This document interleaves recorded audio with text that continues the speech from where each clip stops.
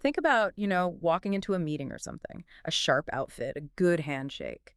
It just signals you've got things together, right? Absolutely. Well, turns out your writing does the same thing. And sometimes it's the really small stuff, the tiny details that say a lot. That's right. We're diving into one of those details today. Punctuation. Yeah, punctuation sounds maybe a bit dry, but it has this surprisingly big effect on how people see you, professionally speaking. It really does. I mean, the sources we looked at kept hitting this point. You can have great ideas, but if the punctuation's off, It just kind of weakens it. exactly, it dilutes the impact, makes you seem less credible, maybe less careful. Okay, so that's what this deep dive is all about for you listening. Yep. Punctuation mistakes that make you look unprofessional. Mm-hmm. Because, like we found, even the best plans can kind of fall flat if the punctuation keeps tripping things up. It chips away at trust. Yeah, that trust factor is huge. When you read something with sloppy punctuation, you start to wonder, don't you? Like, do they pay attention to the big details if they miss the small ones? Precisely. It raises subconscious questions about competence, trustworthiness. It's all tied together. But hey, we're not trying to make everyone a grammar expert here. No, definitely not. Our goal is really just to pull out the key things for you, the top mistakes people make. We'll explain why they have that negative effect, the psychology behind it. And crucially, give you some quick ways to fix them, practical takeaways. Right. Think of punctuation like the tone of voice in your writing. That's what some sources suggested. That's a great way to put it. It's not just rules. It's about conveying confidence, clarity. It's your written voice, your persona.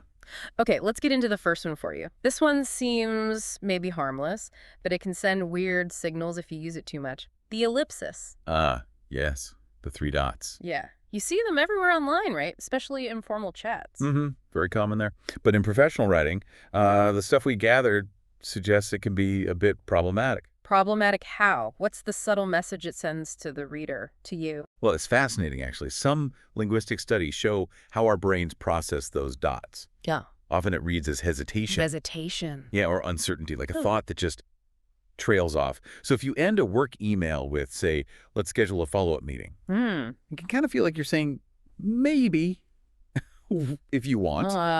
Okay. It lacks punch, lacks conviction. Exactly. You're kind of telling your audience, maybe subconsciously, that you're not totally sure about your own point. It weakens the message. That makes total sense. It's like the punctuation is fighting the words.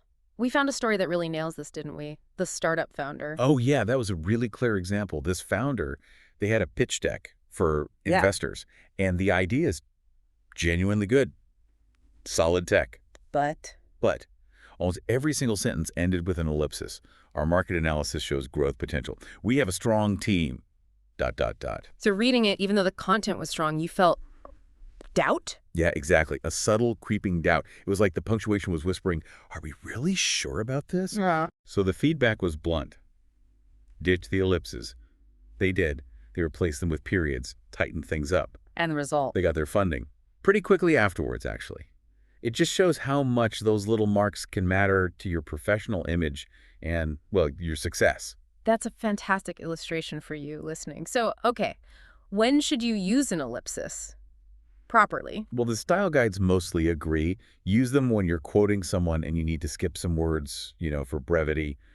Mark the omission. Okay. Or sometimes in narrative writing for like a dramatic pause.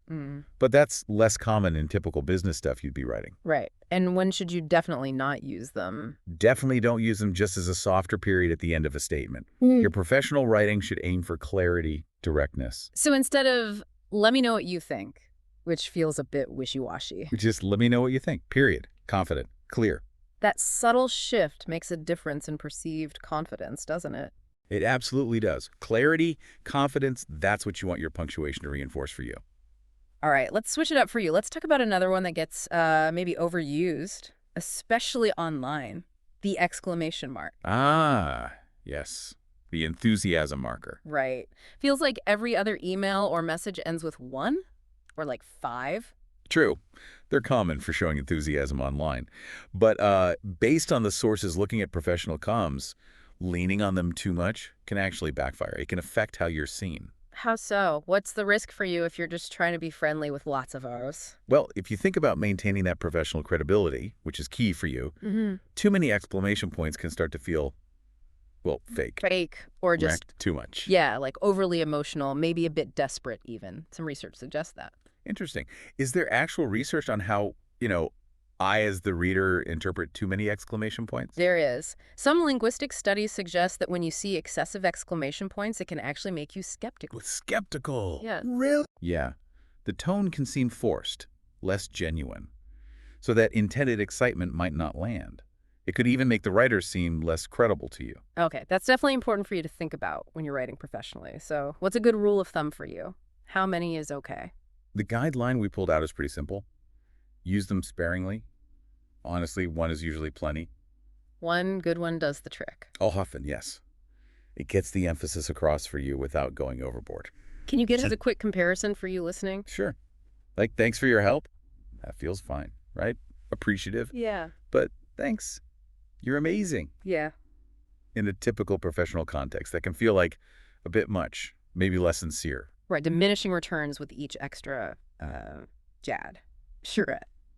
Okay, so if you do want to convey strong positive feelings to someone, but you want to avoid the overkill, what's a better way for you? Let the words do the work for you. Use stronger verbs, maybe more descriptive language. Let the sentence itself carry the emotion rather than relying purely on the punctuation mark to shout it for you. Gotcha. Rely on the substance. Okay, let's tackle another big one now, one that causes a lot of stress for people, I think.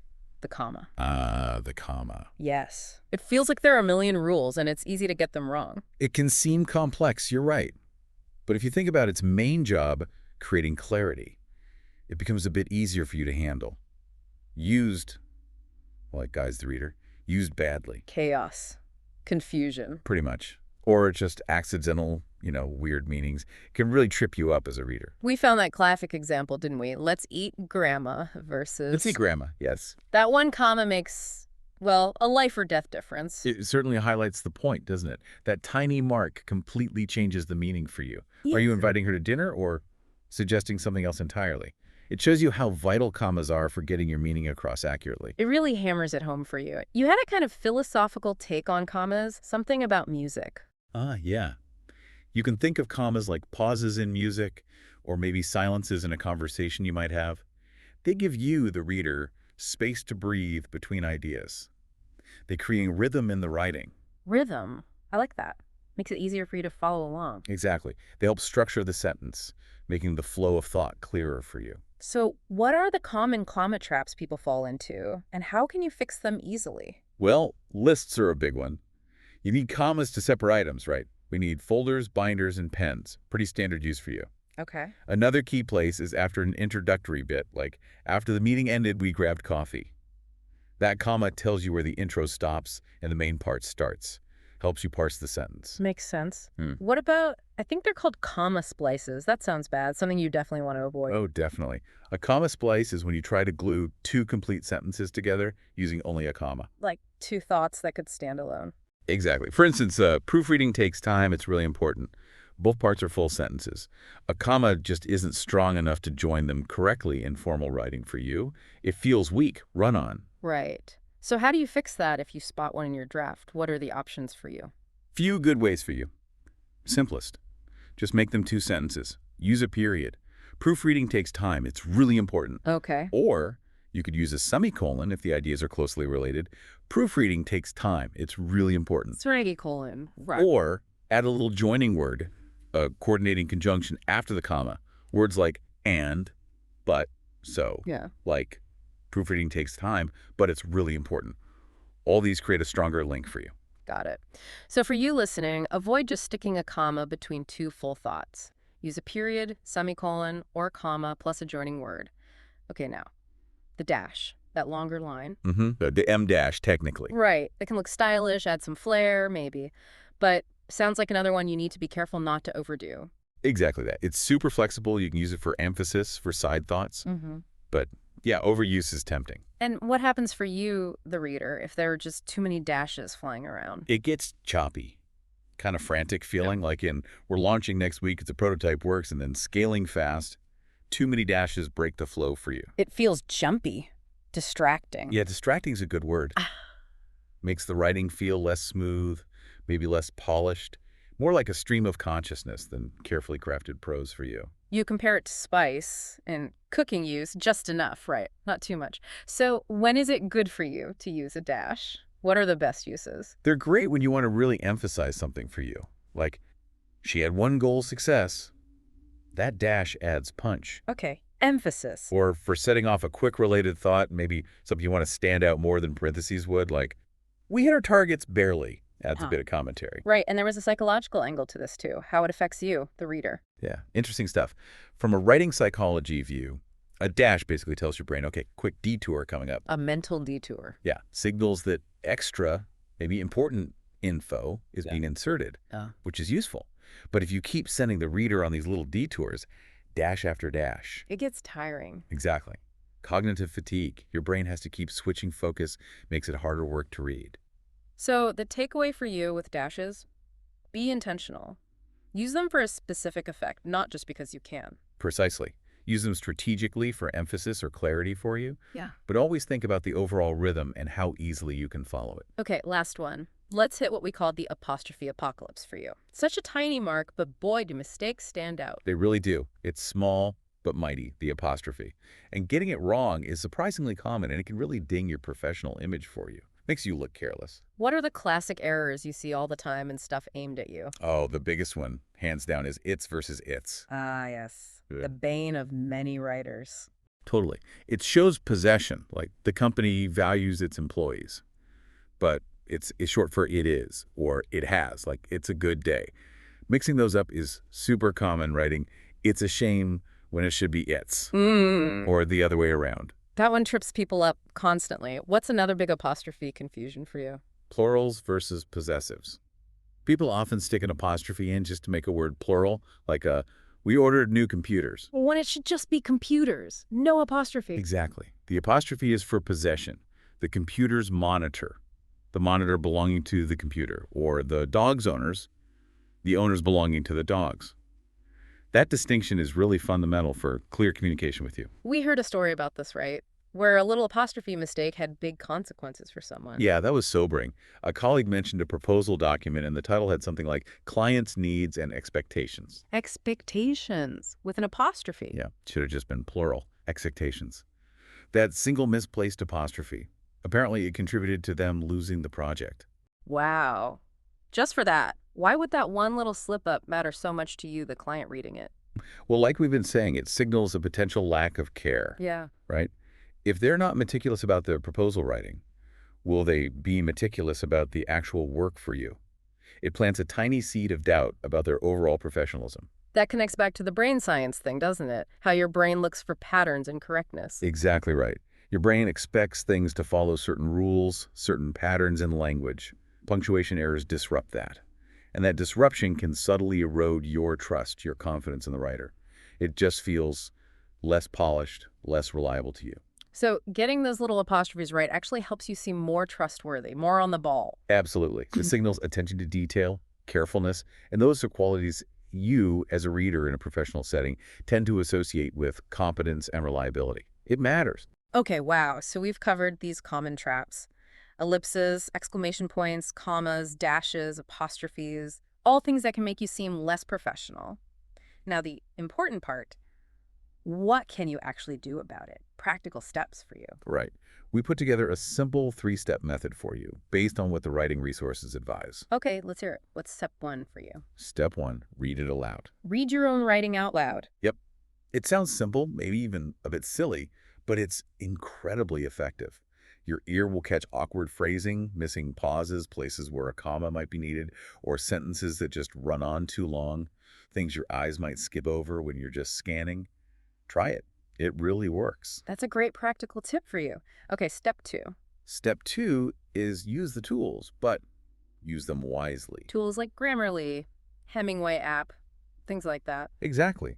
Those tools, even the basic spell check and grammar check in Word or Google Docs, can be really helpful for catching typos and some common punctuation errors in your writing. Definitely use them. But there's a but. What's the caution for you?